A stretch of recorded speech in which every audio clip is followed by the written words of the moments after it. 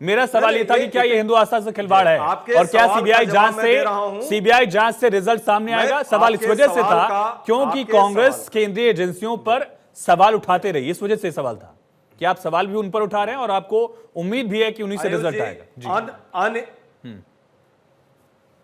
आयुष जी, जितना समय भाजपा के प्रवक्ता आप बिल्कुल बोलिए, बस आप लोग आपस में मत उलझिएगा, मेरी गुजारिश इतनी है। यदि आप ईमानदारी से चाहते हैं पूरी ईमानदारी से, और बाकी लोगों का ठीक है। अब आप मुद्दे पर आइए, मैं बीच में डिस्टर्ब नहीं करता हूं, लेकिन चैनल में बैठ के ठीक है, अब खत्म हो गया वो चैप्टर, क्लोज हो गया, आगे बढ़िए। मेरे सवाल का जवाब है, सीबीआई से उम्मीद कैसे जब सीबीआई सवालों में मुद्दे स्पष्ट है।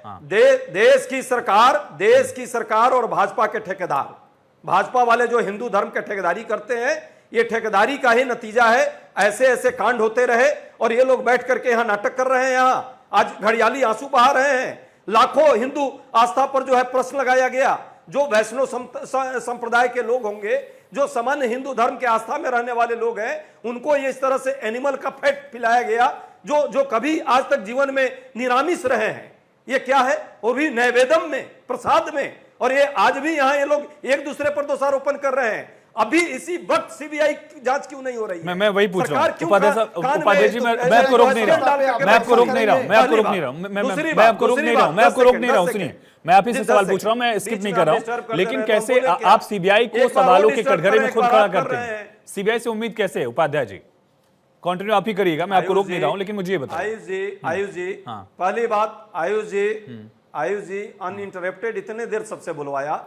कांग्रेस बोलती है तो आप लोग के पेट में नहीं, देखिए उपाध्याय जी मैंने उनको भी रोका, आपको भी रोक रहा हूं और आप ही से सवाल पूछ रहा हूं। मैं सवाल पूछकर आगे नहीं बढ़ रहा हूं। ठेकेदारी जो है आप ही से पूछ रहा हूं, भाजपा वाले और कुछ गोदी मीडिया वाले ले रखे हैं। अरे सुनिए उपाध्याय जी सुनिए, डॉक्टर उपाध्याय, अरे एहसन साहब रुकिए, एहसन साहब नहीं, रुकिए, एहसन साहब रुकिए, नहीं प्लीज रुकिए, एहसन साहब रुकिए। डॉक्टर उपाध्याय, मेरा सवाल आप ही से था और आप ही से पूछ रहा हूँ। ये गोदी मीडिया जिसको आपको जो कहना है वो कहिएगा, मेरे सवाल का जवाब दीजिए। और मेरा सवाल बहुत स्पष्ट है, बहुत छोटा सा मैं पूछ रहा हूँ। सीबीआई जब खुद सवालों में है आपके लिए, तो आप सीबीआई से उम्मीद कैसे कर रहे हैं? नहीं, मैंने अनइंटरप्टेड नहीं दिया, मैंने उनको भी रोका, मैंने 3 बार रोका उनको। मैंने सीबीआई को लेकर पूछा, मैंने मानकों को लेकर पूछा, मैंने पूछा हिंदू की सरकार का दावा करते हैं आप। हर बार आप मैंने उनसे पूछा, नहीं आपने मिस कर दिया। हर बार उन्हें 2-2 मिनट अनइंटरप्टेड दिया है। मैंने उनसे भी पूछा, मैं आपसे भी पूछ रहा हूँ, आप भी बोल लीजिए। अब हमें बोलने दीजिए। उपाध्याय जी, अगर आप ये चूज करेंगे कि आप मुझसे बहस कर रहे हैं तो मेरे लिए दिक्कत होगी। मैं आपसे सवाल पूछ रहा हूँ, आप जवाब दे लीजिए। हाँ बोलिए भाई, मुझे अनइंटरप्टेड बोलने देंगे? आप बोलिए मेरे सवाल का जवाब दीजिए। ठीक है, आप बोलिए। सीबीआई मांग इसलिए कर रहे हैं कि इसकी जांच हो, और सीबीआई पर आस्था और नहीं आस्था का प्रश्न अलग प्रश्न है। यहां तो लोगों के धर्म और लोगों के चेतना पर प्रश्न लगा दिया। पहले उस प्रश्न का जवाब तो हो, कौन जांच करेगा, किस एजेंसी से जांच कराई जाए? ये भारत सरकार तय कर दे, या हिंदू धर्म के जो ठेकेदार हैं, जो राम मंदिर में भी दलाली किया, जिन लोगों ने जो माता सीता को भी बेबी ट्यूब कहा, उनके साथ समझौता किया, जिन लोगों ने जो है इस देश में भगवान राम के जन्म पर ही प्रश्न लगाया, उनके साथ अभी सत्ता में है, इन लोगों से इसकी जांच करवाई जाए। आप बताइए, प्रशासन ही करेगी ना जांच कहीं ना कहीं। तो हमारे स्टेट यूनिट ने और नेशनल यूनिट ने हमने मांग की है कि भाई इसकी ईमानदारी से जांच हो, क्योंकि ये बड़ी साजिश का वाकई ये मामला है। दूसरी बात, जो रामकृपाल जी लगातार बोल रहे हैं, मैं उनके साथ पूरी तरह खड़ा हूं। 10 सेकंड दीजिए, हमारी बात पूरी नहीं हुई है, जल्दी करिए। हाँ, जितनी गालियां आपने सुनवाई है सामने वाले सर, मैंने उनको भी रोका, आपको भी रोक रहा हूं। आप लोग आपस में उलझेंगे, दिक्कत होगी, यहीं तक रह जाएंगे। मैं फिर से कह रहा हूं, आपस में मत उलझिए, मुद्दे पर बोलिए। हाँ, मेरे सवाल का जवाब दीजिए। उनके प्रश्न का, अरे वो नेहरू जी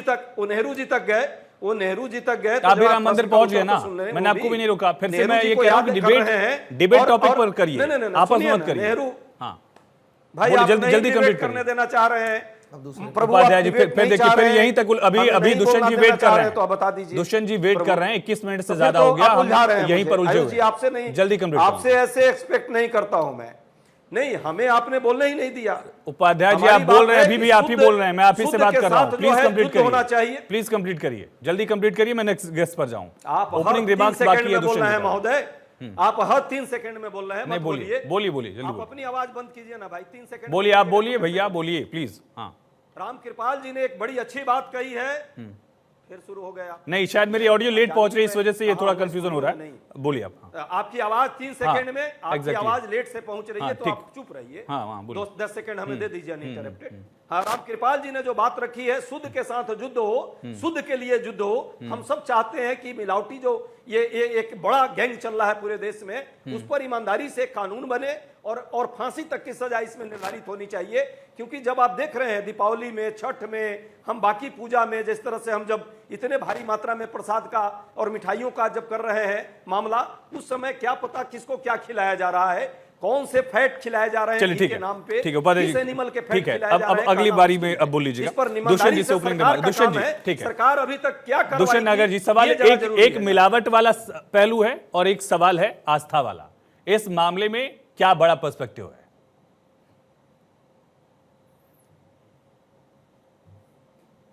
सर अनम्यूट करिएगा प्लीज, शायद आप म्यूट हैं। हाँ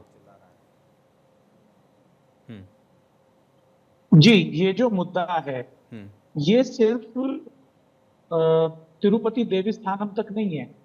हमारे देश में अमरनाथ यात्रा होती है, वहां पे भंडारा चलता है, वैष्णो देवी में प्रसाद है, हर जगह, अयोध्या में। तो पूरे देश में बहुसंख्यक समाज हमारे यहाँ हिंदू है और हमारे सनातन धर्म के समाज में प्रसादम की एक व्यवस्था है और प्रसादम को भगवान का चरणोदक बताया गया है, जिसको पवित्र समझ के हम सब लोग ग्रहण करते हैं। तो इसके लिए तो पूरा एक मॉनिटरिंग कमेटी बनानी चाहिए, जितने बोर्ड हैं जो धार्मिक संस्थाओं का संचालन करते हैं, उसके ऊपर गृह मंत्रालय को, जो उनके कामकाज को देखे और वहां क्या हो रहा है उसकी गहन जांच परीक्षण करे।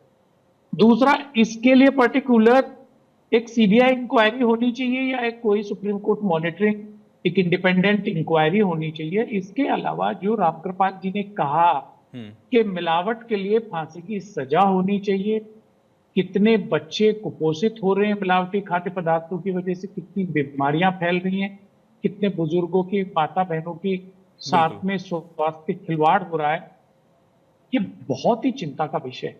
और भारतीय जनता पार्टी तो आती है और दूसरों पे सवाल उठा के चली जाती है।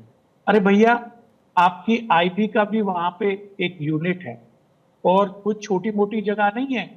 तिरुपति देवस्थानम पूरी दुनिया में नाम, केंद्र सरकार की भी, केंद्र सरकार का जो मैकेनिज्म है, ये राज्य सरकार ने तो भ्रष्टाचार की है, बेईमानी की है।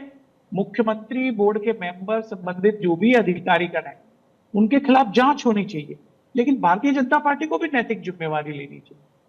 आप भी केंद्र सरकार में हो, देश में क्या हो रहा है वो सब रिपोर्टिंग गृह मंत्रालय को आईबी करती है। इतना बड़ा घटना है, ये कोई छोटी घटना नहीं है, ये बहुत बड़ी बात है। इतना बड़ा स्तर पे ये हो गया और केंद्र सरकार बैठी है चुपचाप, पता ही नहीं चले। तो जवाब एसएन सिंह को भी देना होगा इसके बारे में। चलिए ठीक है।